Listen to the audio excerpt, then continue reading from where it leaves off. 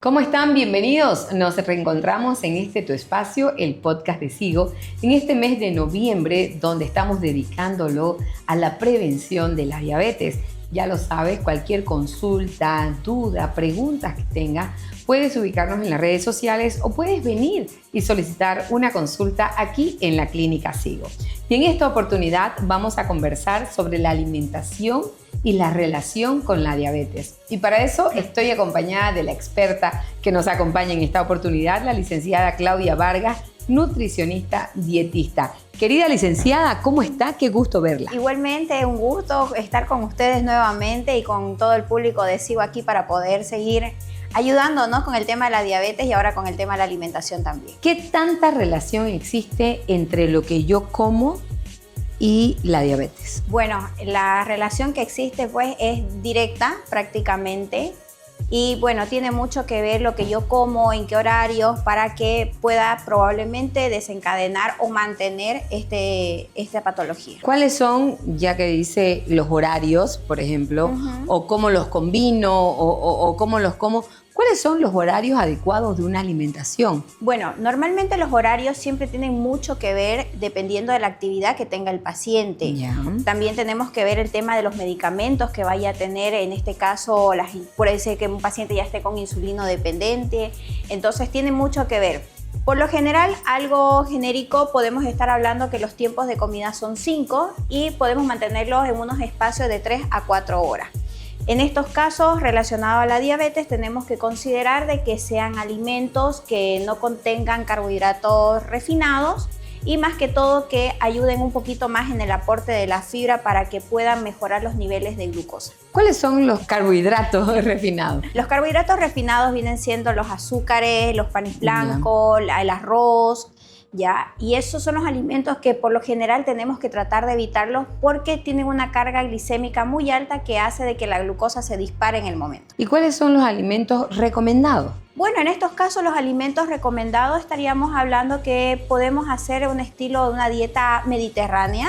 Ya. Podemos ocupar mucho el tema de las verduras, las frutas, considerando de que vaya de la mano con un experto para que le pueda dar una selección de alimentos con alimentos que sean de bajo índice glicémico, que vaya con el aporte de fibra y bueno, que tengan proteínas, que tengan carbohidratos también y grasa. ¿Qué es el índice glicémico? El índice glicémico es lo que nosotros manejamos, que es la cantidad de glucosa o de azúcar que tiene el alimento. Ahora, nosotros para elaborar, por ejemplo, un plan de alimentación, verificamos dos cosas: el índice glicémico y la carga glicémica. Ya. Entonces, nosotros el índice glicémico es la cantidad de glucosa que va a proporcionar el alimento al momento de consumir. Y la carga glicémica es el tiempo que va a tardar ese alimento en disparar la glucosa, mantener los picos o mantenerlos... ¿Hay alimentos que tienen diferentes tiempos? Exacto, hay alimentos que tienen diferentes cargas, que tienen índices glicémicos bajos, medios, altos. Por lo general los de alto los tratamos de evitar. Por lo general con este tipo de pacientes hay que tratar de evitar la palabra prohibido, porque es una dependencia que ellos crean hacia el alimento y tenemos el problema que después ellos andan comiendo a escondidas. La resistencia a la autoridad, ¿no? Que tenemos las personas.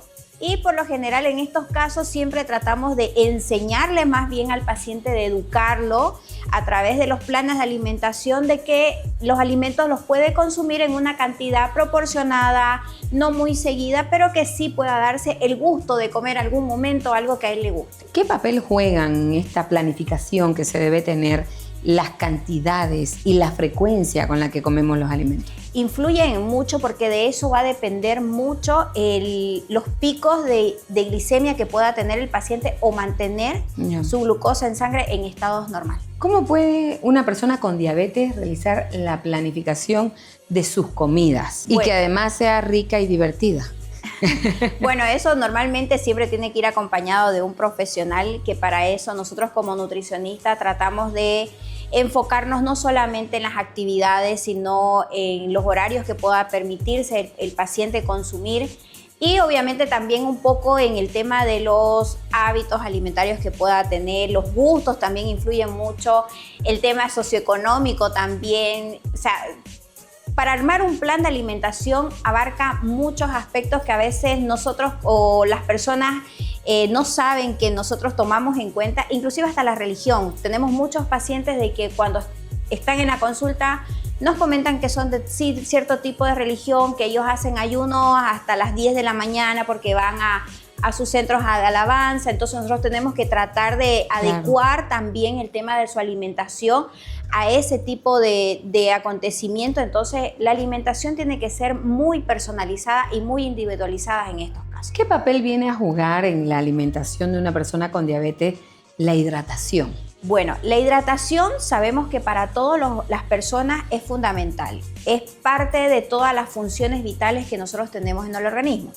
Ahora, en el caso de los pacientes diabéticos, ¿qué pasa? El paciente diabético tiene mucha tendencia a deshidratarse. Ahora, cuando los pacientes con diabetes tienen una glicemia descontrolada, que tienen bastante elevada su glucosa, ¿qué es lo que hace? El riñón empieza a trabajar mucho más y filtra mucho más. Entonces, ¿qué hace? Perdemos más líquido a través también de la eliminación de la glucosa. Y si el paciente no se hidrata correctamente, en cuestión de días o de horas se deshidrata y puede llegar a una emergencia por una deshidratación. ¿Y cuál es el papel que vienen a jugar los carbohidratos en la dieta de una persona con diabetes? Bueno, los carbohidratos son fundamentales para todo tipo de persona. En este caso, para los pacientes diabéticos también no es la excepción, que el carbohidrato es la fuente de energía que nosotros tenemos. Pero lo satanizamos el carbohidrato. Lo satanizamos completamente por un error que tenemos de creer de que el carbohidrato es malo. Malo es la cantidad que no sabemos consumir. En el caso del paciente diabético tampoco se retira porque no podemos cometer ese error. Nosotros al retirar el carbohidrato en un paciente diabético de manera drástica podemos provocar una cetoacidosis, que es la utilización de las grasas como energía, y esos cuerpos cetónicos como que hacen de que el organismo empiece a tener toxina, y eso también puede desencadenar otros problemas más adelante. Entonces el carbohidrato es fundamental.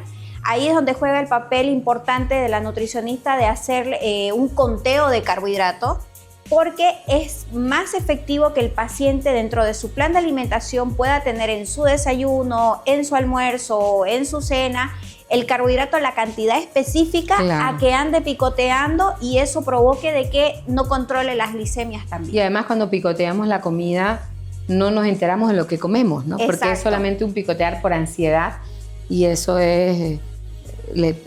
dejamos de comer algo rico que nos llene o saludable por picotear y nos hacemos más daño. Exacto. Ahora, ahí hay un papel importante y hay un dato también. Cómo nosotros a veces nos damos cuenta cuando el paciente ya tiene problemas de glicemia sin que se haya hecho un laboratorio y ya viene a veces con un sobrepeso de por medio, cuando el paciente indica que empieza a tener muchas ansiedades de por medio. Entonces, ¿qué es lo que pasa? Normalmente esa glucosa no está ingresando a la célula, entonces por ende el paciente está ansioso y come y come y come, y es como que no se llena. Entonces ya ahí es como que una alerta más para nosotros para decir o decidir si el paciente ya está cursando, obviamente confirmándolos con los laboratorios.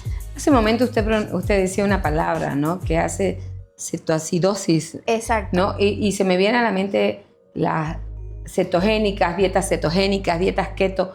¿Cómo puede llevar adelante un paciente diabético este tipo de dietas que están de moda y algunas otras que hay de moda en este momento?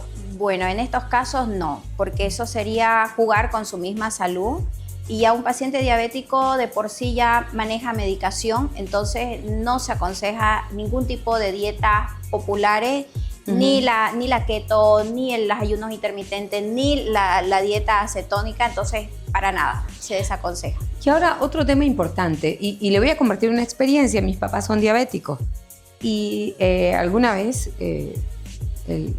un doctor que los veía, siempre yo le decía, no doctor, pero tomó light, no, tomó la light, no pasa nada. Me decía, light no siempre es sin azúcar. Exacto. ¿No? O sea, muchas veces menos azúcar, porque la estrategia engañosa de algunos productos es ponerle light a algo que solamente tiene menos dosis de azúcar que lo normal de su producción. No significa que no la tenga. ¿Y por qué sacó esto a relucir? Entonces yo siempre leo la etiqueta cuando voy al supermercado. Y el otro día me topo en un supermercado local que queda por la plazuela Blacut, que decía, en el sector de cosas dietéticas, saco la mermelada y era una mermelada, ¿no? Una marca argentina conocida.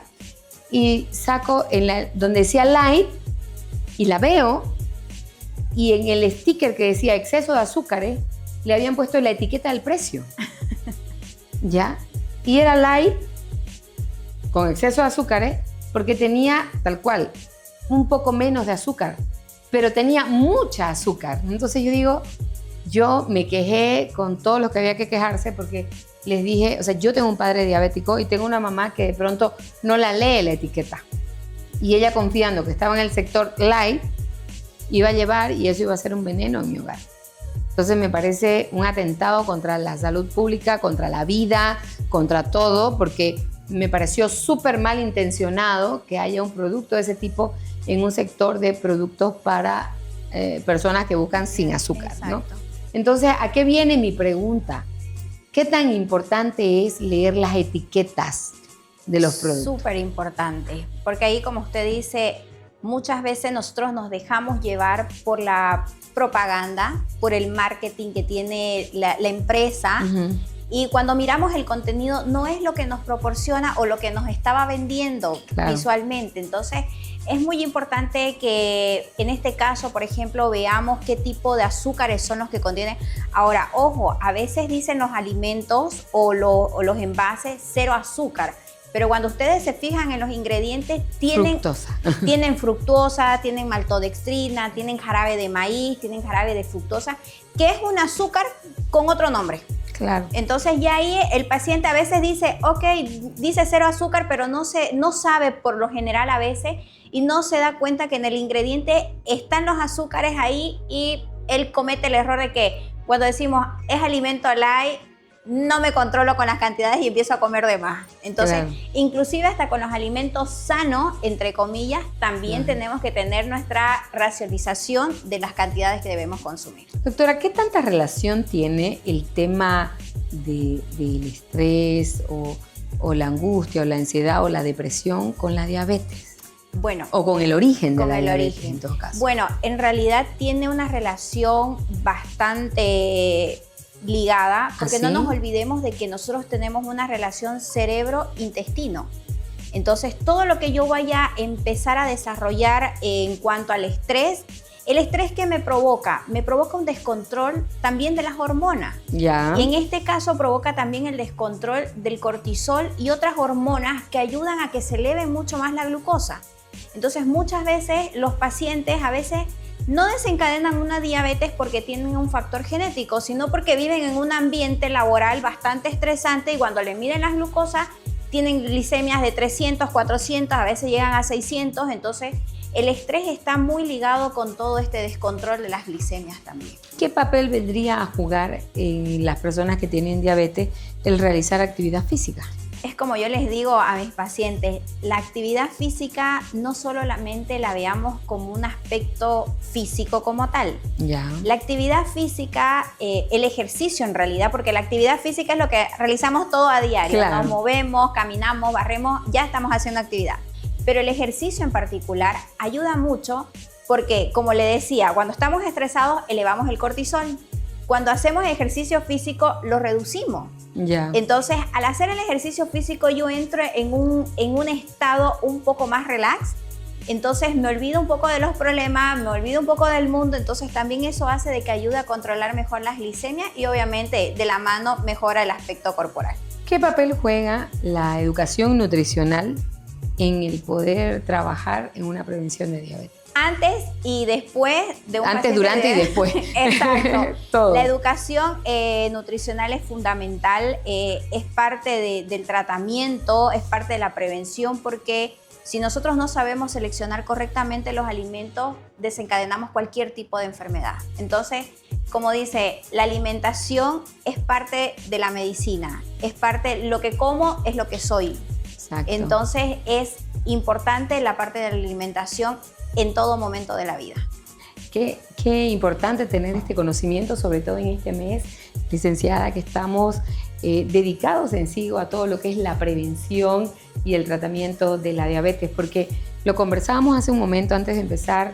Ahora es un tema que lo tenemos en casa, todos tenemos un familiar con diabetes y sobre todo es preocupante, y es un tema que vamos a tocar más adelante también, el incremento de personas con diabetes en el mundo y en niños. Justamente eso era lo que le iba a comentar.